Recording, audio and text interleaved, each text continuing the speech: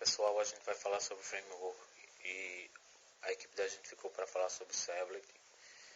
Mas primeiramente, o que é uma servlet?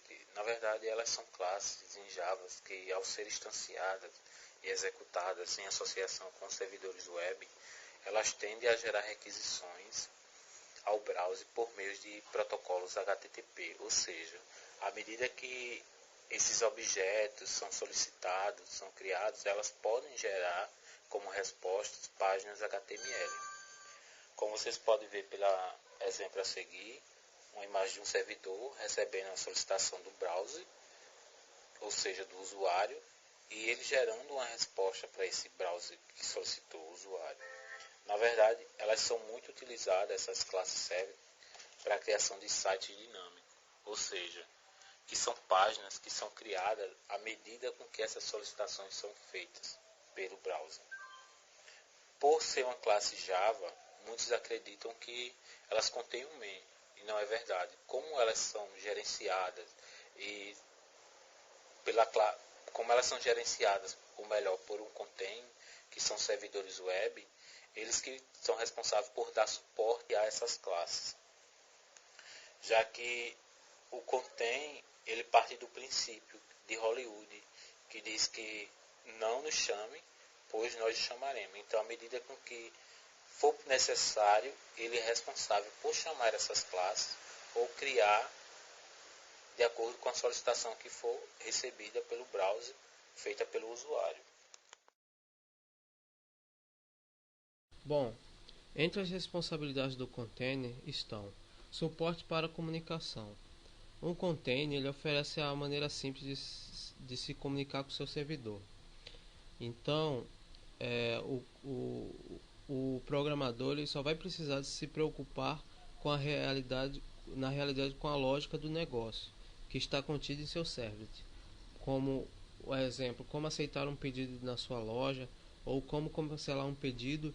Isso vai ser apenas o que o programador vai se preocupar em implementar na sua servlet. Toda a lógica de comunicação com o servidor, com protocolos, já vão ser feitas pelo container. Outra responsabilidade dos containers é gerenciar o ciclo de vida da sua servlet. O container ele controla a vida e a morte dos servlets, entre outras responsabilidades. A Servlet API fornece diversos recursos para tornar a construção de aplicações web dinâmicas utilizando o Java. A API Servlet disponibiliza a classe HTTP Servlet, na qual faz todo o tratamento das regras do protocolo e deixa a cargo do desenvolvedor apenas a lógica do tratamento de requisição. Ao desenvolvedor basta apenas sobrescrever o método. Bom, pessoal, a motivação para se usar essas servlets é porque, se a gente for analisar, antigamente muitas páginas da web elas eram páginas estáticas, ou seja, apenas com conteúdo simples. E hoje em dia a infinidade de recursos que existe, de aplicações nessas páginas, são grandes. Então essas servlets elas proporcionam diversas vantagens em relação do uso em páginas dinâmicas, já que elas acabam herdando. Neste exemplo, podemos ver como é uma estrutura básica do servlet. Um servlet é simplesmente uma classe que estende de HTTP servlet. A interface servlet é a que define exatamente como um servlet funciona. Ela possibilita o uso de qualquer protocolo baseado em requisições e respostas. Para escrevermos um servlet, criamos uma classe Java que estenda de HTTP servlet e sobrescreva um método chamado service. Este método será o responsável por atender requisições e gerar as respostas adequadas. Este método recebe dois objetos que representam respectivamente a requisição feita pelo usuário e a resposta que será exibida no final. Para isso, precisamos construir a resposta que um servlet enviará para o cliente. É possível obter um objeto que represente a saída a ser enviada ao usuário através do método getWriter para a variável response, e a partir disso utilizar o printWriter para imprimir algo na resposta do cliente. Desejar. Acabamos de definir uma servlet, mas como vamos acessá-la pelo navegador? Qual endereço podemos acessá-la para fazer com que ela execute? O container não tem como saber essas informações, a não ser que digamos isso para ele. Por isso, vamos fazer o mapeamento de uma URL específica para uma servlet através do arquivo web.xml. Bom, aqui temos um exemplo de uma aplicação simples utilizando servlet. Aqui temos uma página HTML que criamos, que será responsável por receber o conteúdo do nosso formulário.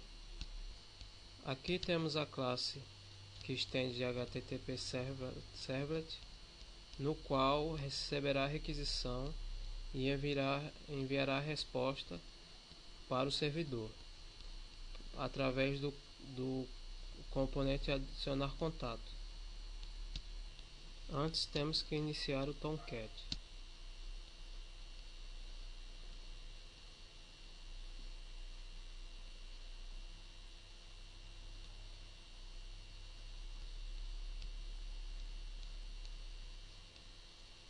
Após o Tomcat estar inicializado, podemos ver nossa página.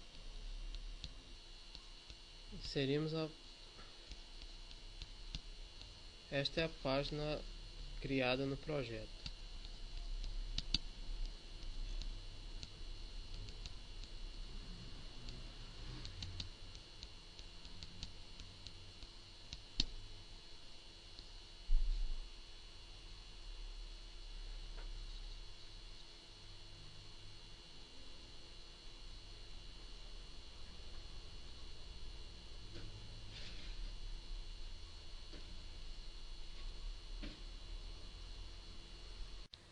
Aqui está a página que vai receber a requisição.